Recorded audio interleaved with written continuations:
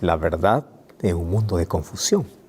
Él es vida para aquel que camina en destrucción. Que Jesús sea tu única esperanza y que solo en Él puede estar tu confianza. Bienvenido. Qué alegría es poder tener este espacio, este momento, este canal o esta radio para tener este encuentro vivificador.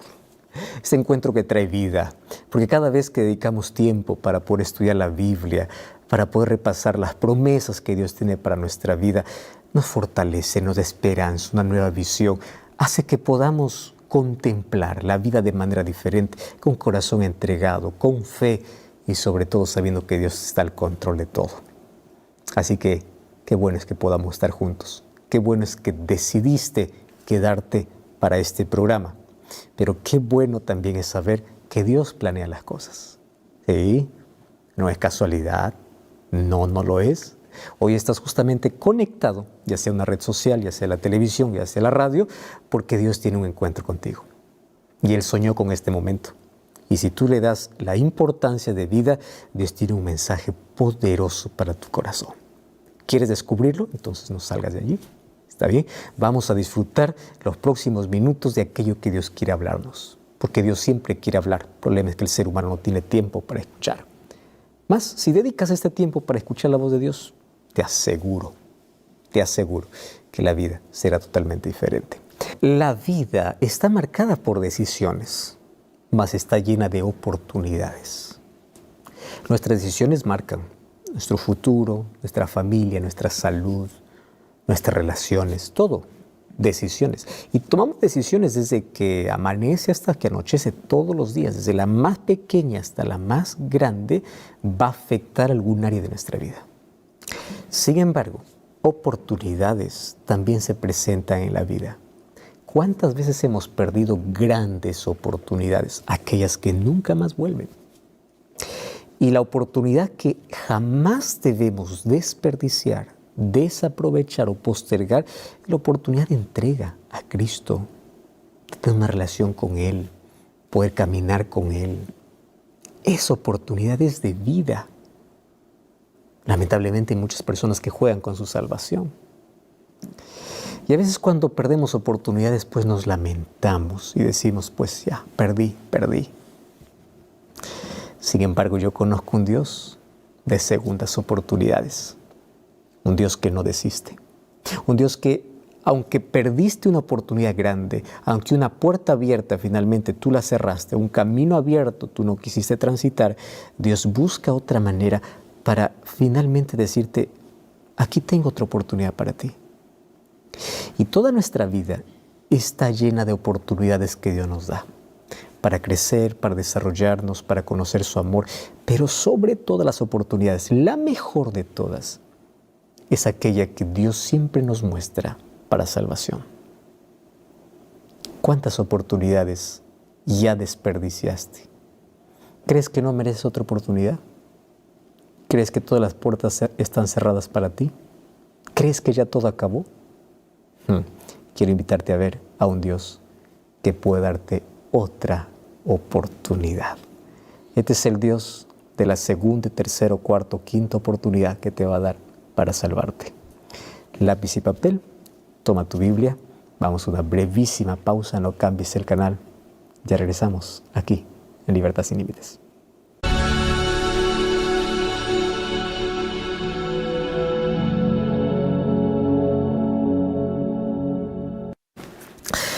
Es una delicia poder abrir la Biblia y verlo como el mejor plato para poder comer, disfrutar, porque allí encontramos una riqueza no solo histórica, encontramos la palabra de Dios que trae vida, que trae esperanza, y en cada historia que leemos de la Biblia vamos a encontrar que no es una historia del pasado, es una historia que tiene que ver con nuestra vida, con nuestra experiencia, con nuestra actitud, que alguien ya lo vivió, pero que el ser humano obviamente lo repite.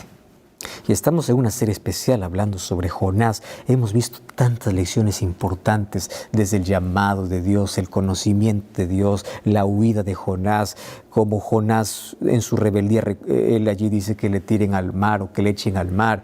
Él piensa que está perdido, más desde la profundidad reconoce quién es Dios y él comienza a decir, Señor, aun cuando pensé que yo estaba muerto por causa de mi decisión, tú me salvaste.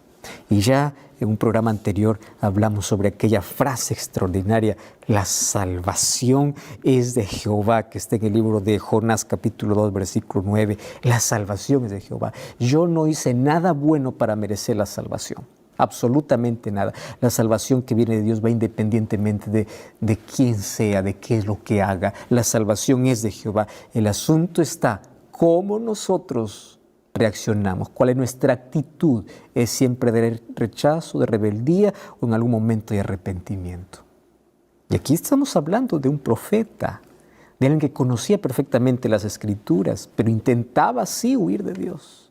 ¿Cuántas veces huimos de Dios? Conociendo perfectamente quién es Dios. Todos dicen, Dios es soberano, Dios es bueno, Dios es poderoso, pero nunca se entregan, nunca tienen relación con Él. ¿Qué tipo de conocimiento es ese?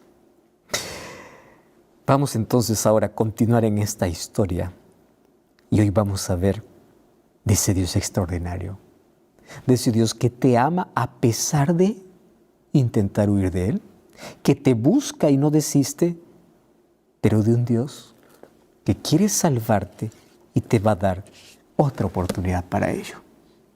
Ahora, nos hemos quedado analizando la oración de Jonás. Después que Jonás ora, aquí vemos otra vez una vislumbre de ese poder soberano y absoluto de Dios. Mira lo que dice Jonás 2:10. Mandó Jehová al pez y vomitó a Jonás en tierra. El texto explícitamente dice que este gran pez no es que sintió indigestión, no es que sintió náuseas, no. Esta gigantesca criatura marina que tuvo aquí al profeta de Dios sobre su vientre, nuevamente es impulsada por Dios y obedece. Interesante. Dios manda a este pez a estar en la hora correcta, en el momento correcto, tragar a Jonás. Ahora manda para que lo pueda colocar en tierra. Las cosas son preparadas por Dios, guiadas por Dios, todo está bajo el control de Dios. Lo hemos repetido varias veces. La naturaleza obedece a Dios. El ser humano es el único que se revela. Ahora, ¿qué sucede allí cuando este pez vomita a Jonás en tierra? Vamos a Jonás capítulo 3, versículo 1. Vino palabra de Jehová por segunda vez a Jonás. Aquí el profeta se encuentra nuevamente como al comienzo. ¿Tú recuerdas cuáles fueron las primeras palabras del capítulo 1? O sea, las palabras del capítulo 3 en sí repiten exactamente las palabras iniciales del capítulo 1. ¿Cómo comienza el capítulo 1? Vino la palabra de Jehová a Jonás. ¿Cómo está el capítulo 2? Vino la palabra de Jehová por segunda vez a Jonás. Diferente, no, la misma. En otras palabras, Jonás aquí está recibiendo una segunda oportunidad para, después de su amarga experiencia, ahora obedecer. A veces necesitamos experimentar el dolor, ahora sí nos tornamos obedientes. Como cuando dices a un niño, ¿no? No metas tu dedo allí en ese enchufe. Y ahí insiste. Después que siente dolor, dice, no, está bien, yo no voy a meter, ahora sí voy a obedecer. Una segunda oportunidad. Y seguramente estas son algunas de las palabras más reconfortantes de la Biblia. Por segunda vez. Sabemos que Jonás se ha rebelado neciamente contra Dios. Y lo más maravilloso de todo es que todo esto no ha provocado que Jehová lo abandone. Por más de que éste fue desobediente, Dios no lo desechó, Dios no lo abandonó. El hecho está de que a pesar de su rebelión, Dios le ha dado una nueva oportunidad. Y esto es aquello que hoy debe animarnos. ¿Dónde te has hundido? ¿A dónde has huido? ¿Has fracasado? ¿Te has arrastrado por la miseria de la vida? ¿Sientes que no hay derecho? ¿No tienes derecho a nada? ¿Sientes que ya no hay más oportunidad para ti? Te invito a leer "Y vino por segunda vez". Dios otra vez insiste. Este es el Dios que yo conozco. El Dios del libro de Jonás, mi Dios y tu Dios, es el Dios de segundas oportunidades. En la Biblia vamos a encontrar que Dios dio oportunidades a todo ser humano porque todos nos equivocamos. Te voy a poner aquí algunos ejemplos. ¿Te acuerdas de Abraham, el padre de la fe? ¿Tú sabías que Abraham experimentó esto en su vida? Dios había llamado a Abraham, dándole una promesa extraordinaria. Incluso su descendencia sería como la arena del mar, sería el padre de los fieles. Y su vida obviamente iba a servir como ejemplo de fe para todas las generaciones futuras. Pero a pesar de eso, su fe no fue perfecta. Él, en momentos de su vida, él mostró desconfianza, dudas. Por ejemplo, ¿te acuerdas cuando él intentó ocultar de que Sara era su esposa? Dudó de la protección de Dios. ¿Te acuerdas cuando por adelantar la promesa, él dijo, ya que con Sara no puedo tener hijos, escuchó la voz de Sara y se acostó con Agar para tener un hijo, para que así la promesa de Dios se cumpliera? Dudó de que Dios pueda hacer que él pueda tener hijo a los 100 años. Ahora, después de sus fracasos, él aprendió a confiar. ¿Pero qué cosa Dios le dio? Segundas oportunidades.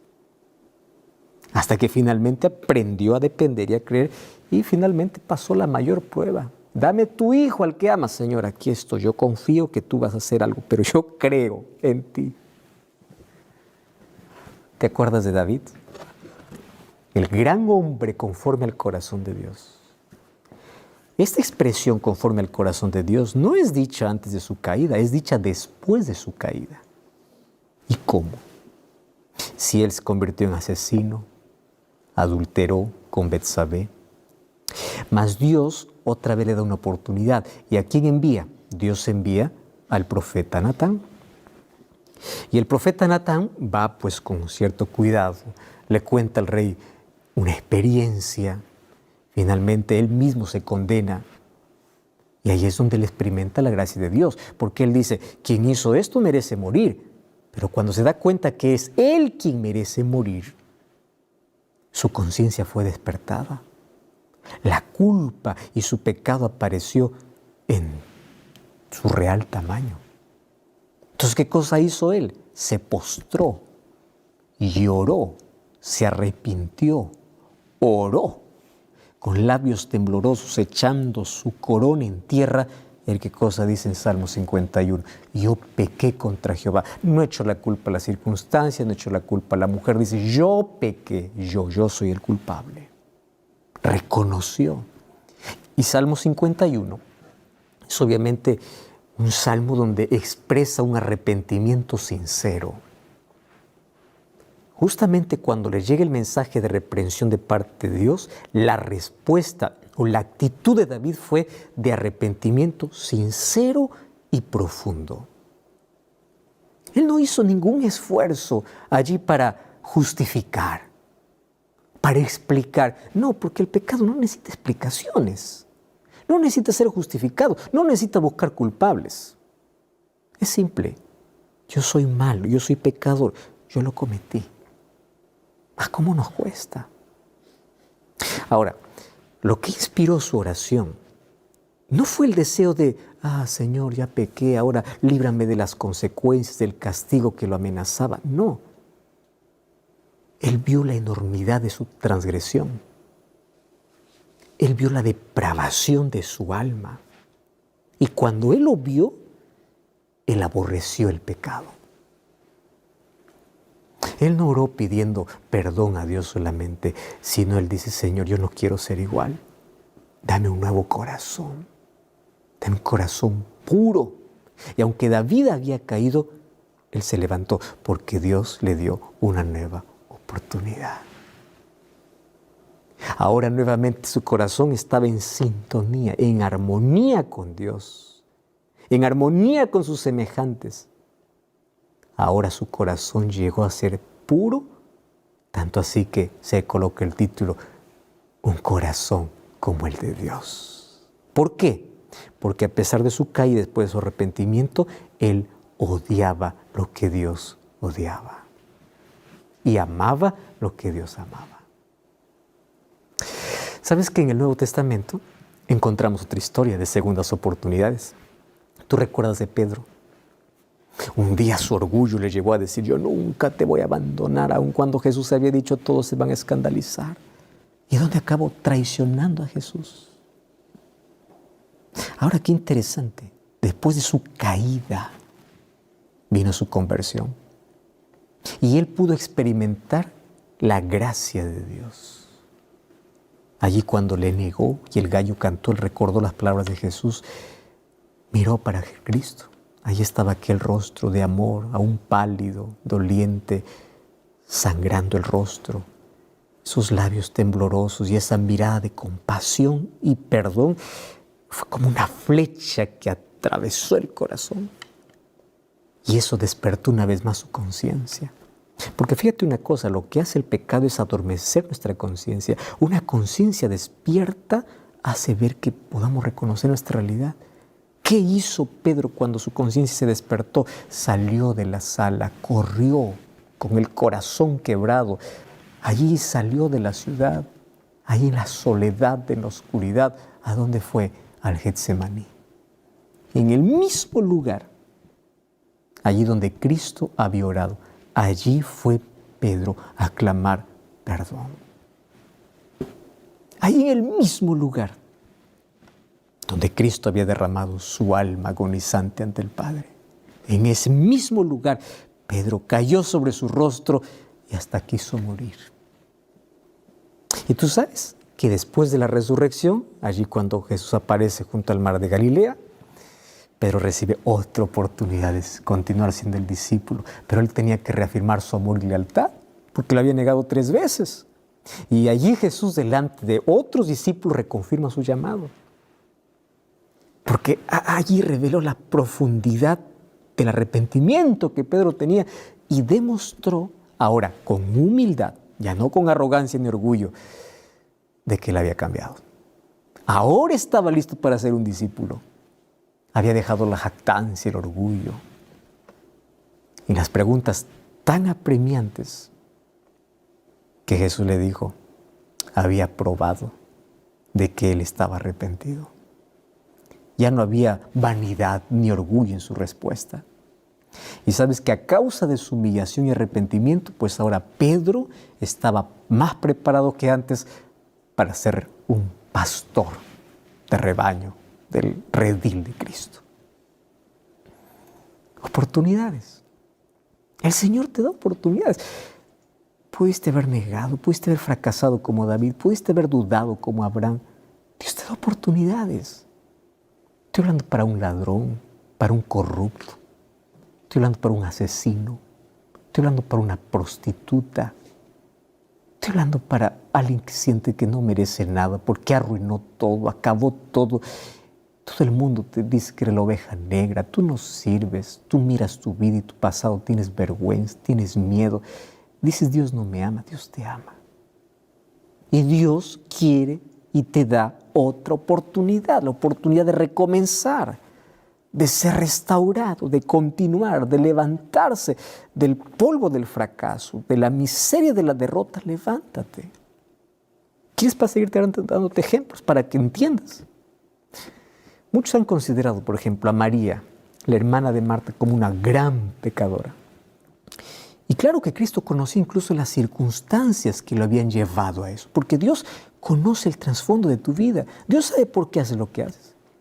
Dios sabe por qué fumas cigarrillo para intentar adormecer tu dolor.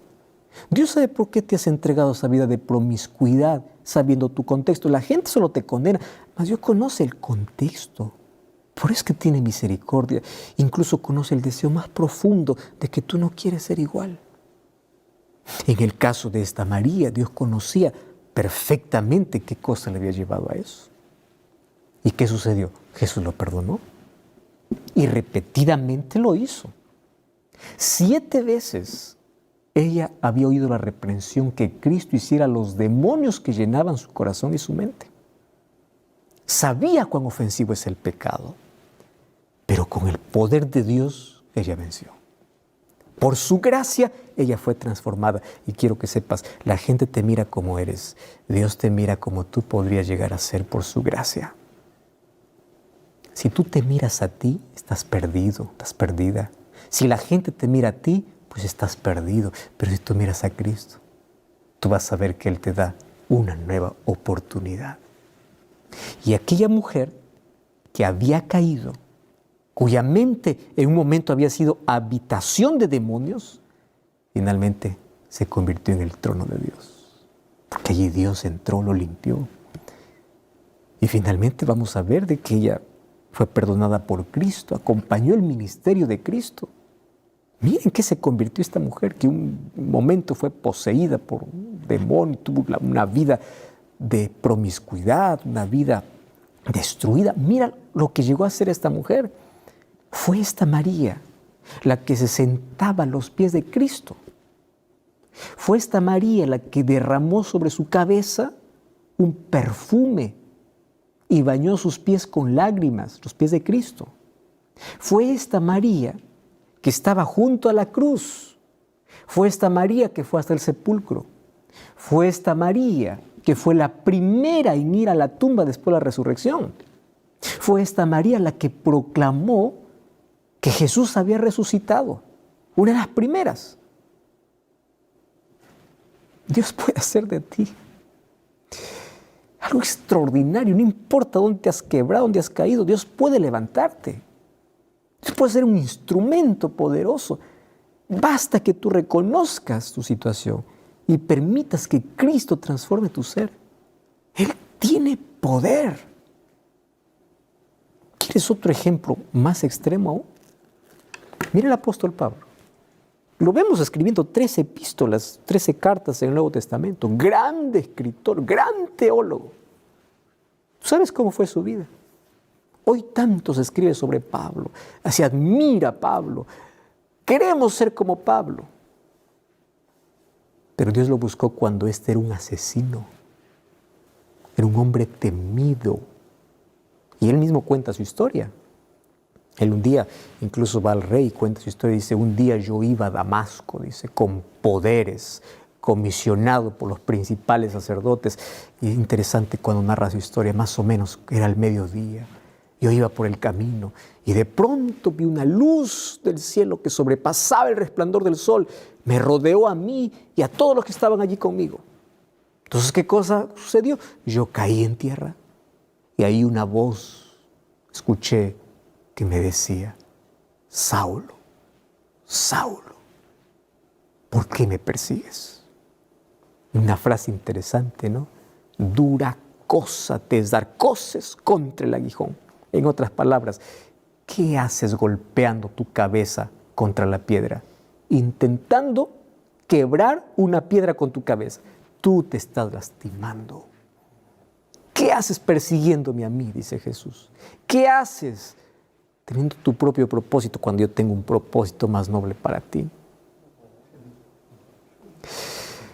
Claro que tenemos que admitir que Dios es misericordioso, es perdonador con nosotros.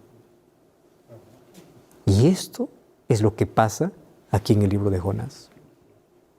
Dios hace instrumentos de lo más vil, de lo aparentemente inútil, de lo pequeño, de aquel que un día estuvo hundido, Dios lo trae a la luz y le hace un instrumento. Un día, hoy tú estás por la calle. Hoy tú estás en una situación terrible, mas no tienes idea de lo que Dios puede hacer. Y esto ocurrió con Jonás, y él lo cuenta, vino por segunda vez. ¿Sabes que cuando no nos enfocamos demasiado ahí en los pecados de los otros, nosotros seremos más sensibles al ver nuestra realidad y las oportunidades que Él nos ha dado por su gracia? Deja de mirar la vida de los otros, mira tu vida y la gracia que ha sido extendida para ti.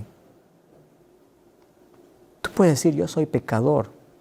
Dices de palabra, pero en realidad no reconoces tu condición. Porque un pecador que reconoce siendo pecador busca desesperadamente a su Salvador, y Salvador es Cristo. Quien dice soy pecador lo dice solo de discurso mientras no busque a Cristo.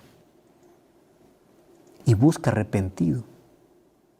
No creas que cuando lloras estás arrepentido. Las lágrimas pueden ser una evidencia de arrepentimiento, pero no toda lágrima es evidencia de arrepentimiento. Hay gente que llora por una película y no está arrepentida. Tener un corazón contrito es ver nuestra realidad y agradecer por su gracia que va más allá de nuestro propio pecado. Cristo perdona. Y Él perdona a todo aquel que acude a Él en busca de perdón y restauración. El que viene a mí no le echo fuera, dice Jesús. Ven como estás, que yo no te dejaré como viniste. Él te cambia. No esperes abandonar tu vicio, tu problema. Anda como estás. Él te restaura. Es Él. No es tu poder. Y aquí en el libro de Jonás, es ese Dios aquel que imparte su gracia contra este rebelde profeta. Mas yo lo digo rebelde, porque la verdad está hablando de nuestra experiencia. Somos nosotros. Apenas aquí Jonás muestra una actitud que nosotros mismos lo desarrollamos. Va para Jonás. Y por segunda vez le repite lo mismo que la primera vez. Nínive, obviamente, que es la metrópoli, la gran ciudad que Dios quiere alcanzar. Y el Señor no va a permitir que la indolencia de un profeta o la insolencia de un profeta frustre aquellos planes. Tampoco va a permitir que este profeta, ante todo el conocimiento, por más que se desvió, lo va a condenar. Él le va a dar otra oportunidad. Es verdad que Jonás se desvió del camino, pero aquí otra vez Dios insiste, Él no desiste. Y la segunda vez que aparece Dios, nuevamente le comisiona al profeta de manera específica, igual que al comienzo. Jonás capítulo 3, versículo 2. ¿Cuál es la palabra de Jehová? Exactamente como la primera vez. Levántate y ve a Nínive, aquella gran ciudad, y proclame en ella el mensaje que yo te diré. Claro, esta vez el versículo 3 dice que Jonás se levantó y se fue a Nínive, escuchando la palabra de Jehová. Hay una enorme diferencia entre el capítulo 1 y el capítulo 3, y la diferencia lo marcó el capítulo 2. ¿Qué dice el capítulo 2? A veces esperamos hundirnos en la profundidad para aprender a ser obedientes. Ahora el profeta se levanta, en el capítulo 1 se levanta igual, pero para huir. Pero esta vez, en lugar de huir, él se levanta para obedecer. ¡Qué extraordinario! Para eso, ¿para qué te levantas en la vida? ¿Para huir de Dios o para obedecer a Dios? Y aquí el texto me dice que Jonás obedece conforme a la palabra de Jehová. Me encanta el versículo 3. Se levantó, fue a Nínive conforme a la palabra de Jehová. Esta vez él no se detuvo a cuestionar, ni a preguntar, ni a dudar. Él aprendió la lección. Él obedeció sin vacilar. Él fue. Ahora esta vez la Biblia obviamente no menciona nada acerca del viaje que hizo, porque no dice que el pez lo lanzó en la ciudad.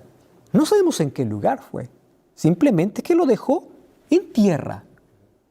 ¿Cuántos días él tuvo que viajar para llegar a Nínive? Pues no nos dice. Ahora fíjate, acá hay un detalle importante. Aquí el autor tuvo su razón para poder hacer una descripción detallada del primer viaje, que está en el capítulo 1. Obviamente para señalar la naturaleza extrema de la rebelión de Jonás. Pero en el capítulo 3, Nínive aparece inmediatamente en escena. Y es una característica típica de algunas historias bíblicas. Por ejemplo, en Génesis capítulo 22, no nos da detalles acerca del viaje de 3 días de Abraham y Isaac cuando fue al monte Moria. Nosotros podemos imaginar, pero no nos da detalles.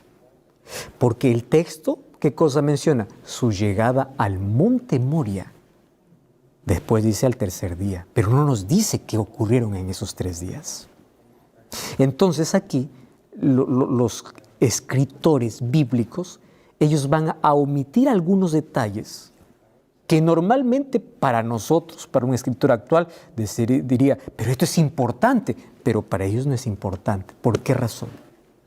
Tú vas a ver que raramente las escrituras van a darnos, por ejemplo, descripciones de apariencia física. Raramente. Porque esa información aparece solamente si es vital. Porque lo importante aquí es cómo Dios salva, cómo Dios perdona, cuál actitud humana y cuál actitud divina. No está envuelta en detalles. Las veces que aparecen detalles es para mostrar una lección mayor. Por ejemplo, de toda la ropa que vestían los hijos de Jacob, Génesis solamente menciona la túnica de José que le dio su padre. ¿Por qué? Porque justamente la túnica provocó celos de sus hermanos. ¿Entiendes? O sea, los detalles son dados a propósito. Más adelante vamos a encontrar que se describe el cabello largo de Absalón. Lo describe de manera específica. Muchos tenían el cabello largo, pero lo describe a él. ¿Por qué? Porque justamente ese cabello fue instrumento de su propia muerte. Entonces, la poca información o detalles aquí está presente en muchas historias bíblicas. Incluso caracteriza muchas narrativas bíblicas. Por eso es que aquí está el contraste entre la cantidad de información que vemos en el capítulo 1 de todo ese viaje y la poca información que vemos en el capítulo 3.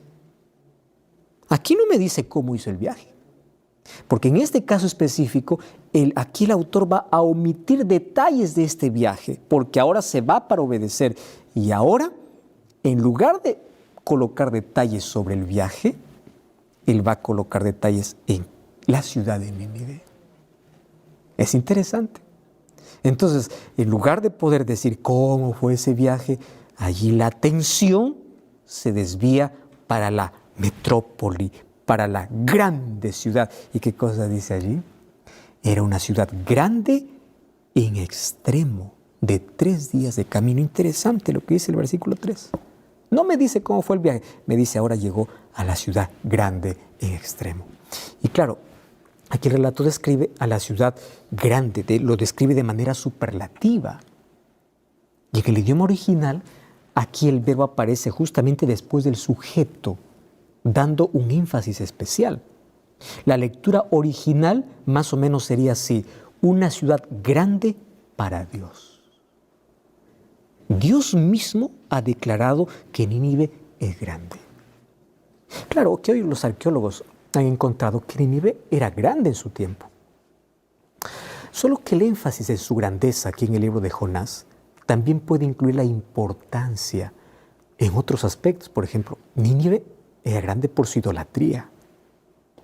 Grande en el sentido de una ciudad tan idólatra. Tenía tantos templos dedicados a varios dioses. Ahí estaba Dios Nabú, Asur, Adad, Ninurta, Ishtar y otros, muchos dioses. Tanto así que el capítulo 1 como el capítulo 3, Dios se refiere a la ciudad como una ciudad grande, ya sea en maldad, en tamaño, en idolatría. No solo es una ciudad que impresiona, pero también es grande porque Dios quiere traer luz ante tanta oscuridad. Porque Dios hace tanto esfuerzo para llevar a un profeta para que predicara en esta ciudad. Ahora vemos a Jonás que entra directamente en la ciudad para poder proclamar su mensaje. ¿Sabes que los profetas no son ajenos a los ministerios que hoy nosotros tenemos en las grandes ciudades. Dios envió a varios profetas a ciudades. Dios envió a Elías al palacio del rey en Samaria. A Elías le fue confiada la comisión de comunicar el mensaje a Acab, un mensaje de juicio que venía del cielo. Y por honor a la causa de Dios, él obedeció a la orden de Dios. Él fue hasta el rey. Aun cuando obedecer para Elías hubiese sido poner en riesgo su propia vida. Era como buscar allí su propia destrucción de manos del rey impío. Pero el profeta no dudó. Enseguida viajó día y noche hasta llegar a Samaria. El Señor también envió a Eliseo, aquel que fue sucesor de Elías, a Samaria. Jeremías también recibió un mandato para advertir a Jerusalén acerca de su destrucción. ¿Qué decir del apóstol Pablo? Siempre lo vemos en las grandes ciudades. ¿Qué hace? Enseñando, organizando iglesias. Y él viajó por las principales vías de la civilización del mundo antiguo, incluyendo aquellas ciudades que estaban distantes de Israel. Su ministerio lo llevó a grandes ciudades, por ejemplo, Galacia, Éfeso, Antioquía, Corinto. Y allí durante el primer siglo, Corinto era una de las ciudades más importantes, no solo de Grecia, sino del mundo. Griegos, judíos, romanos, todos los países pasaban por sus calles, porque era una ciudad de negocios y de placeres. Era un gran centro comercial, situado obviamente en un lugar de fácil acceso. Y es por eso que de diferentes partes del imperio se entraban en Corinto. ¿Qué cosa es lo que Dios me quiere decir? Dios desea que proclamemos su mensaje con poder en los barrios alejados, en las aldeas, pero también en las ciudades. Ojalá viéramos las necesidades que hay en las grandes ciudades como Dios las ve. No debiera sorprendernos entonces encontrar a un Dios que envía a Jonás para proclamar un mensaje a la capital de Asiria. ¿Estás viviendo en una capital? Tú ves el grado de corrupción, de inmoralidad, de violencia, pero también de necesidad. Y Dios envía a Jonás justamente en el tiempo donde incluso los israelitas oraban para que Dios azote o castigue a Asiria. Allí Dios envía al profeta. ¿Y por qué razón? Queridos, los asirios. Los asirios eran los nazis de esos días. Era un pueblo cruel, impío. Arrasaba con las civilizaciones enteras. Llevaba a sus cautivos amarrados con cadenas en la boca, como animales eran tratados. Era el colmo, ¿verdad? Enviar a un profeta hebreo a sus archienemigos. ¿A quién le iba a importar Nínive? Por eso es que Jonás cuando va dice, está bien, voy a predicar, pero quiero que tú lo destruyas. En 40 días el Señor va a destruir Nínive y mientras más azufre, mejor. Destrúyelos. Pero en lugar de eso, encontramos a Dios una vez más extendiendo su misericordia hacia aquella gente violenta, cruel, hacia aquella gente que creemos que no merece nada. ¿Sabe lo que me enseña Dios? Que Él siempre da otra oportunidad. Siempre. ¿Dónde vives? ¿En una ciudad? ¿En una aldea? No importa. Dios quiere darte una nueva oportunidad. Pero su atención justamente es en aquellas grandes ciudades donde parece que a la gente no le importa nada. Cuando yo visito las grandes ciudades, las capitales de diferentes países, mira el rostro de las personas, llenos de temor, preocupación, sin esperanza. Hay en esas ciudades donde nadie sabe lo que pasa dentro de sus cuartos, gente que día a día quiere acabar con su vida. Está rodeada de tanta gente, pero se siente sola. Gente que no encuentra el propósito para vivir. Gente que piensa que no merece nada. Gente que se ensució y se embarró en la vida. Mas ahí aparece Dios con un mensaje. Y Dios permitió que este mensaje pueda cruzar la barrera del condominio para que tú puedas entender que Dios te ama.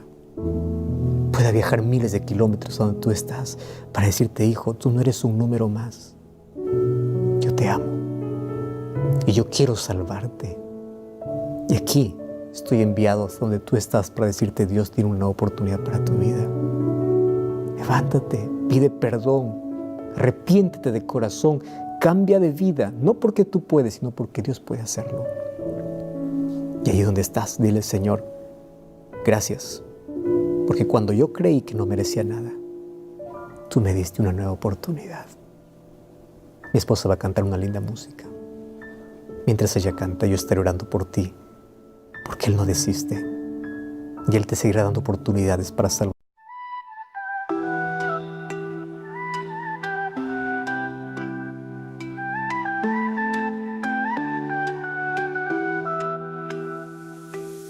Šapat vjetra, simfonija nečuvena, razbare uzorke u lišću kao tajne ptice.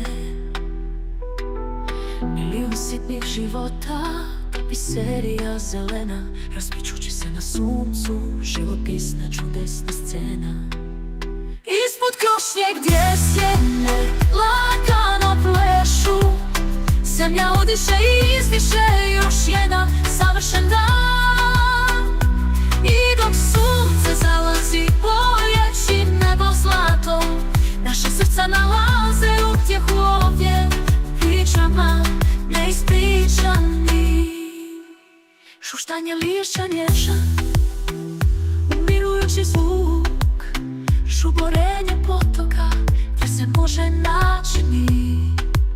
Zvijezdana noć se razvija, baš u nas to beskrajno nebo, gdje snovi lete i lete pod budnim okom dalekih teberavi svjetala.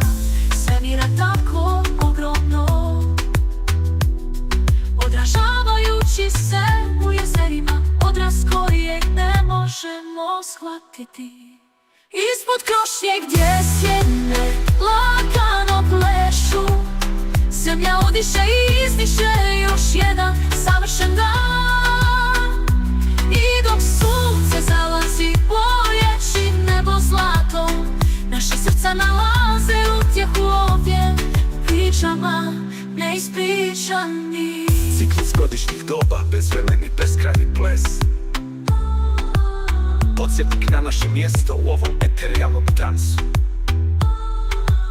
Od zimskog ledenog stiska do ljetnog bujnog cvata, nježna ruka prirode vodi nas razdanu kroz tugu. Ispod krošnje gdje sjene lagano plešu, zemlja udiše i izdiše još jedan savršen dan. I dok sunce zalazi, bojeći nebo zlatom, naša srca nalaze utjehu ovdje u pričama neispričanih. O djeci i divlje, zauvijek u našim dušama. Zato mnogi tacu koji nas čini cijelima.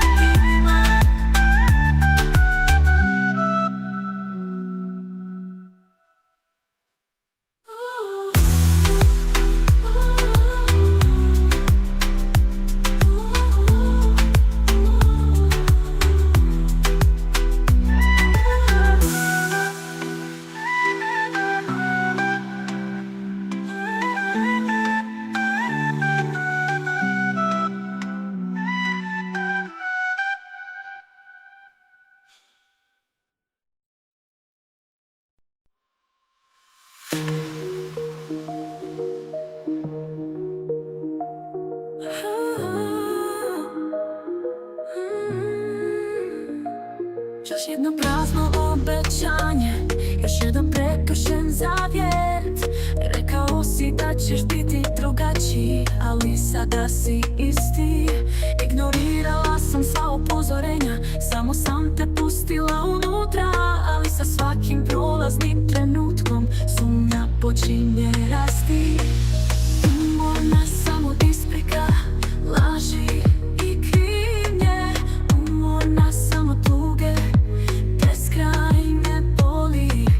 Majstor si manipulacije, kraj